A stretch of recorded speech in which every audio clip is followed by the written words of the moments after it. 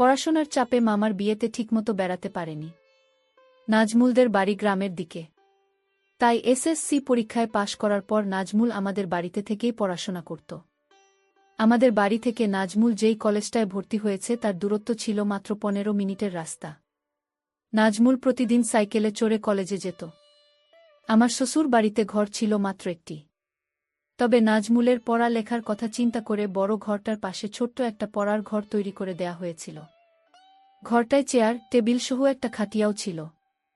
তবে রাতে নাজমুল বড় ঘরটার একটা রুমে থাকত। আমাদের বড় ঘরটায় 3টা রুম। একটা রুমে আমি আর আরেকটা রুমে আমার শ্বশুর শাশুড়ি থাকত। মাঝখানের রুমটা অবশ্য ফাঁকা ছিল। তবে নাজমুল আসার পর মাঝখানের রুমটায় একটা খাট বসানো হয় এবং নাজমুল মাঝখানের রুমটাতে থাকে। রাতে পড়া শেষ করে এসে মাঝখানের রুমটায় ঘুমায়। নাজমুল খুব মেধাবী। মেট্রিক পরীক্ষায় এ+ পেয়েছে। নাজমুল কথাবার্তা খুব কম বলে। প্রয়োজন ছাড়া কারো সাথে কথা বলে না, এমনকি তার নানানানির সাথেও না। আর আমার দিকে তো ঠিকমতো তাকাইতো না। আমার শ্বশুর শাশুড়ি বয়স্ক মানুষ, সারাক্ষণ ঘরেই থাকেন। শ্বশুর চশমা ছাড়া ঠিকমতো দেখেন না। আর শাশুড়ি হাতির মতো মোটা শরীর নিয়ে নড়তেই পারে না। সারাক্ষণ বিছানায় শুয়ে শুয়ে পান চিবায়।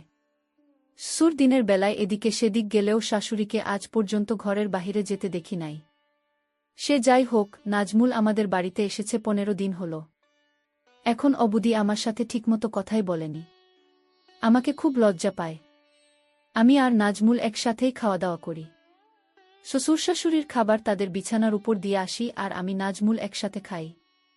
নাজমুল বাড়িতে আসার পর আমার গল্পের বইটা পড়া হচ্ছে না। কারণ পড়া শেষ করে এসে কখন ডাক দিয়ে বলবে মামি দরজা খোলো। তাই সারাক্ষণ তার অপেক্ষায় থাকতাম।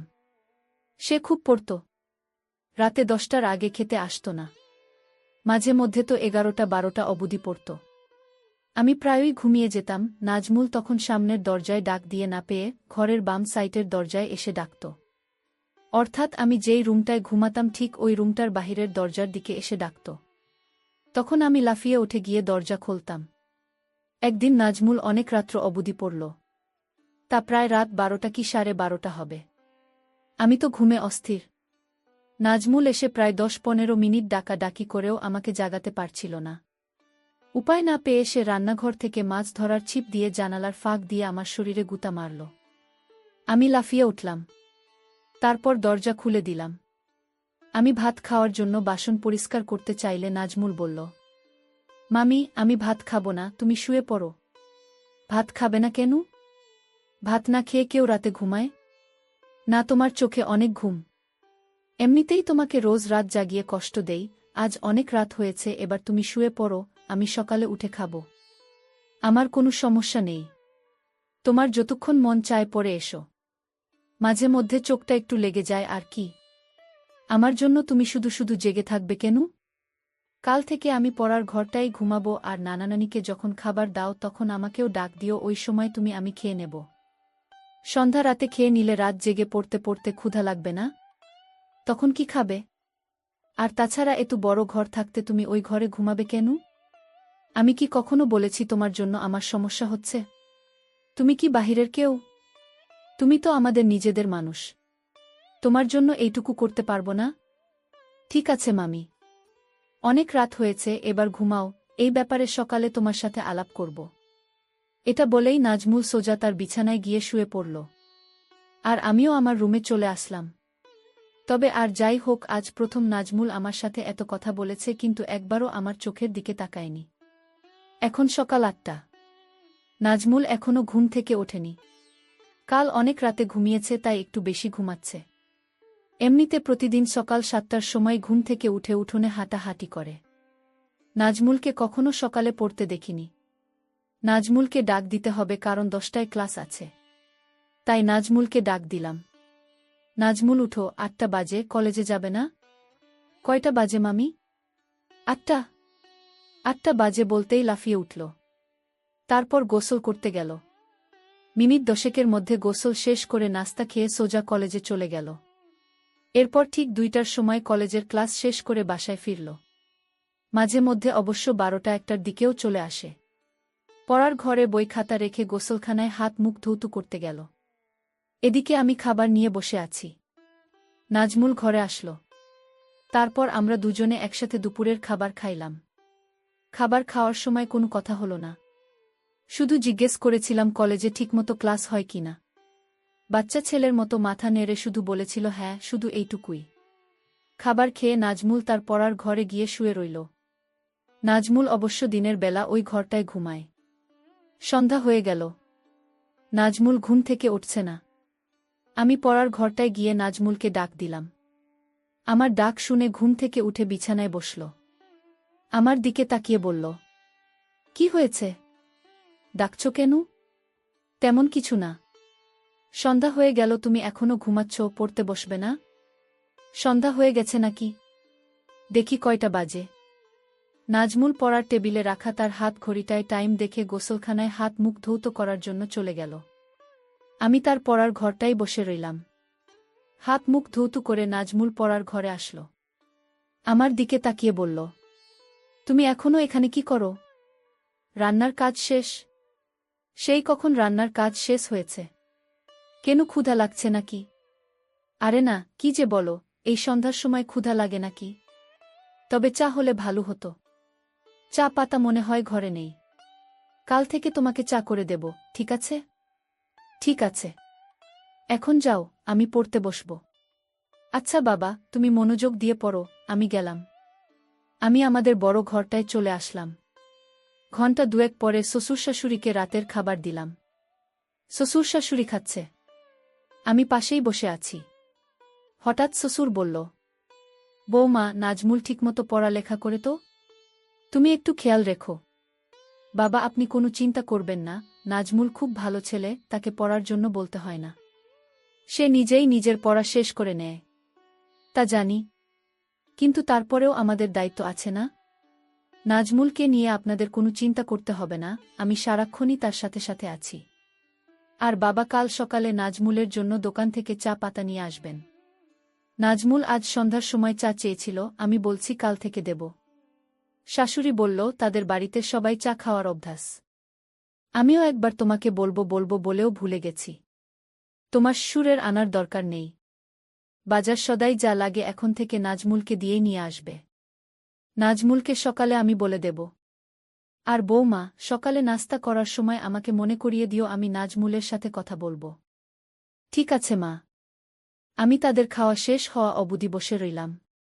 খাওয়া শেষে বাসনপত্র গুছিয়ে আমার রুমে গিয়ে মোবাইলে বাড়িতে মায়ের সাথে কথা বললাম। কথা বলতে বলতে রাত প্রায় 10টা হয়ে গেল। এবার দেখি নাজমুল কি করছে। আমি দরজা খুলে নাজমুলের পড়ার ঘরের কাছে গেলাম। ঘরের কাছে যেতেই নাজমুলের পড়ার শব্দ পাইলাম। পড়ার শব্দ পেয়ে আমি আর ঘরে ঢুকলাম না, কারণ নাজমুল রাগ করতে পারে। তাই বড় ঘরে চলে আসলাম। রাত প্রায় 11টার উপরে, কিন্তু নাজমুল এখনো ঘরে আসছে না। আমি একা একা জেগে আছি। পড়ার ঘরে যে যাব সেটারও সাহস পাচ্ছি না, কারণ আমি রাতের বেলা অন্ধকারে ভয় পাই। তাই বাহিরে না গিয়ে সামনের জানালা খুলে বসে রইলাম। অপেক্ষার পর অপেক্ষা, কিন্তু নাজমুল ঘরে আসছে না। পড়ার ঘরে না হয় ঘুমাবে, কিন্তু খেতে আসবে তো? আমার কিচ্ছু ভালো লাগছে না। কি করব ভেবে পাচ্ছি না। শ্বশুরকে ডাকব নাকি ডাকব না তাও বুঝতে পারছি না। এভাবে অপেক্ষা করতে করতে রাত প্রায় 12:30 বেজে গেল। এরপর আমি অপেক্ষা করতে করতে কখন যেন ঘুমিয়ে গেলাম। সকালে ঘুম থেকে উঠে শাশুড়িকে জিজ্ঞেস করলাম, মা, নাজমুল ঘরে আসে নাই কেন? কি হয়েছে বৌমা? না কিছু না মা, নাজমুল কাল রাতে বড় ঘরে আসে নাই। পড়ার ঘরেই ঘুমিয়েছে। আমি অনেক রাত্র পর্যন্ত অপেক্ষা করে কখন যে ঘুমিয়ে পড়েছি নিজেও জানি না। কি বলো বৌমা? নাজমুল পড়ার ঘরে ঘুমাবে কেন? এই ঘরে কি তার সমস্যা হয়? কি জানি মা, আমি তো সারাক্ষণই তার খেয়াল রাখি। আমার মনে হয় নাজমুল আমাকে লজ্জা পায়। আচ্ছা মা, আমাকে লজ্জা পাওয়ার কি আছে? আমি তো ওর মার মতোই, তাই না? নাজমুলকে ডাকো। সে তোমাকে লজ্জা পাবে কেন? তুমি তো তাকে অনেক খাতির যত্ন করছো, সেটা তো আমি নিজেই দেখছি। তাহলে সে এমন করবে কেন? এটা তো ঠিক না। সে এখানে লেখাপড়া করবে, যখন যা লাগবে তোমাকে বলবে, তুমি না দিলে আমাদের বলবে। আর তুমি তো আমার লক্ষ্মী বৌমা। কত সুন্দর করে সংসারের সব দায়িত্ব নিজের কাঁধে নিয়েছ। কই নাজমুল কই? ডাকো তাকে। ঠিক আছে মা, আপনি চিন্তা করবেন না। কয়দিন গেলে এমনিতেই লজ্জা চলে যাবে। দেখি নাজমুল কি করছে। এখনো ঘুম থেকে কেন উঠছে না? ৮টার উপরে বাজে। কলেজে যাওয়ার সময় হয়ে যাচ্ছে। আমি শাশুড়ির সাথে কথা বলে নাজমুলের পড়ার ঘরে গেলাম। এখনো দরজা বন্ধ। তার মানে নাজমুলের ঘুম ভাঙ্গেনি। আমি দরজায় টোকা মেরে নাজমুল নাজমুল বলে ডাকতে লাগলাম। নাজমুলের কোনো সাড়া শব্দ নেই। অনেকক্ষণ ধরে ডাকছি কিন্তু তার কোনো হুঁশই নেই। ঘরটায় আবার কোনো জানালাও নেই যে তাকে জানালার পাশে গিয়ে ডাকি। পুরো ঘরটায় একটাই দরজা।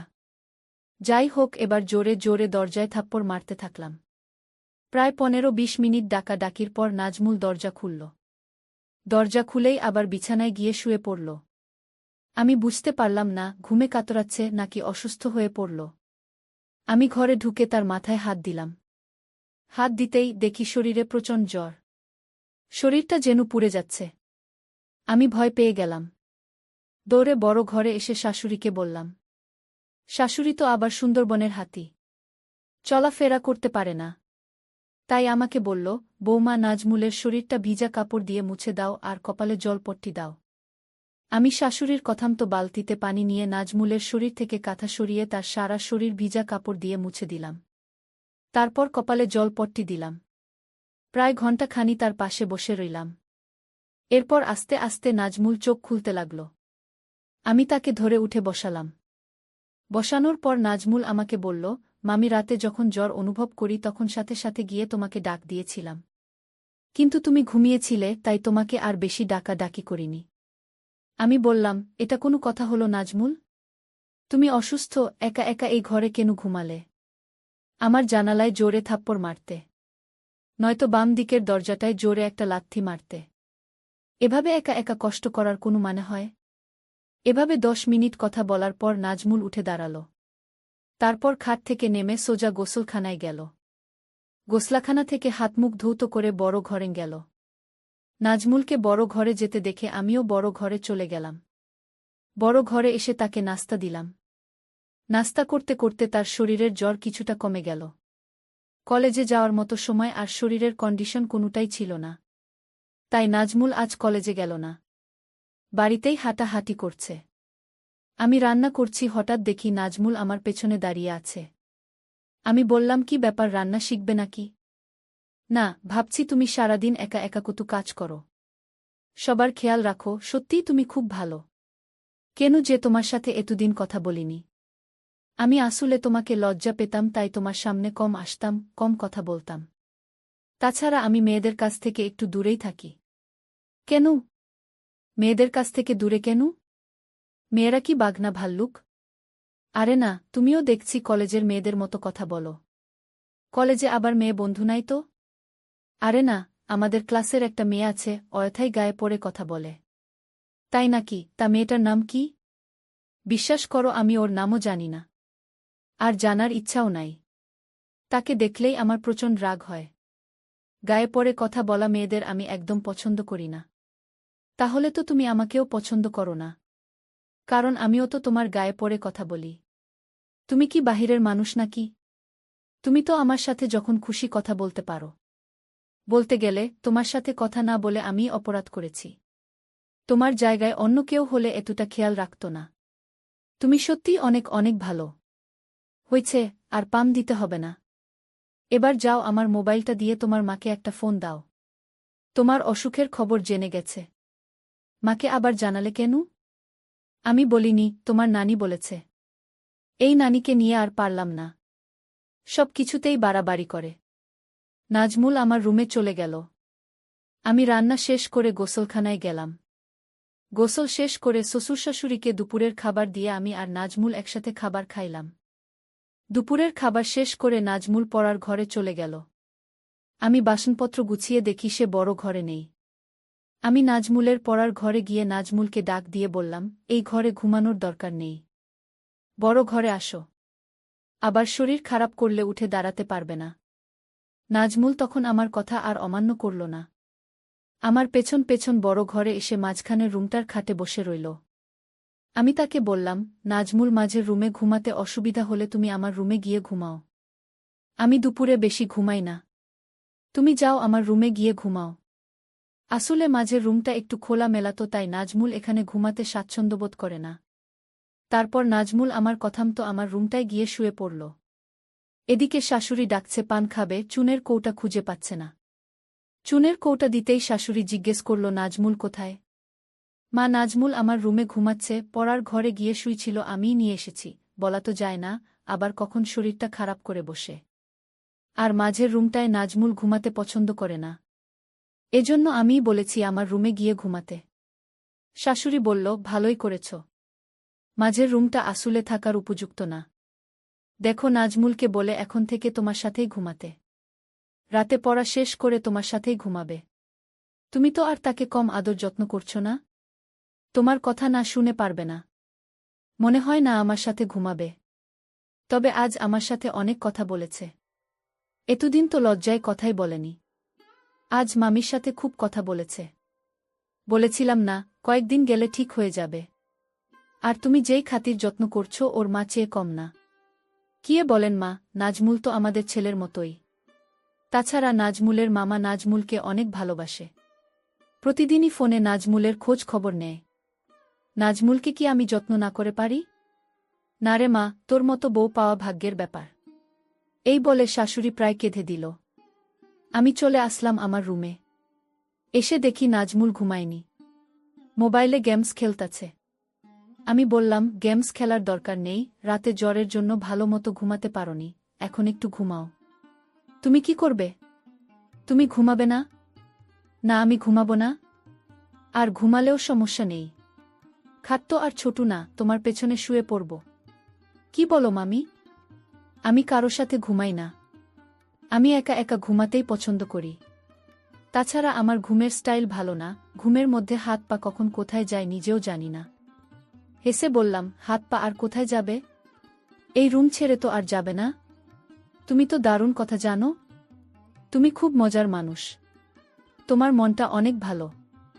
এত বেশি পাম দিতে হবে না, এবার ঘুমানোর চেষ্টা করো। তোমার অমত থাকলে আমি মাঝের রুমে গিয়ে ঘুমাই। না, সমস্যা নেই। আমার চোখে এত ঘুম নেই এখন। তুমি সারাক্ষণ কাজকর্ম করো, তোমার এখন একটু বিশ্রাম দরকার। তুমি ঘুমাও, আমি সাইলেন্স মুডে তোমার মোবাইলটায় একটু গেমস খেলি। আচ্ছা, তুমি গেমস খেলো, আমি ঘণ্টাখানিক ঘুমাই। এই বলে আমি ঘুমিয়ে পড়লাম।